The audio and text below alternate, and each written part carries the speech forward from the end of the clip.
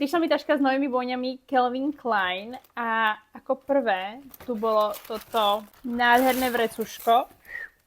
Milujem takéto taštičky, pretože do toho dávam plavky a spodné prádlo, keď cestujem a toto má nádherný taký materiál omývateľný, ale vyzerá to ako taký samet. Krásne. Ďalej tam bola táto orchidea, čo vám možno napovie, o aké vône pôjde. Hlavný bod zásielky sú tieto nové Calvin Klein Euphoria vône. Klasickú Calvin Klein Euphoria určite viete, ako vyzerá. Ja napríklad neviem, ako vonia, ale viem, že pre veľa ľudí je to obľúbená voňavka. Bola na trhu uvedená už v roku 2005.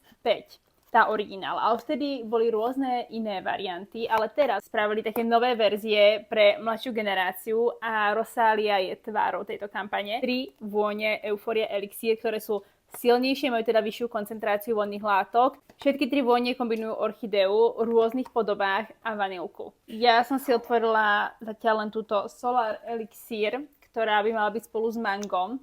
Už sa evidentne neviem dočkať tepla. A musím povedať, že mango úplne na prvú dobrú som až tak necítila. Veľmi pekná taká pozitívna vôňa. Presne na leto je také slnečné, také opálené telo, ktoré ja nikdy nemám. Taká dovolenka.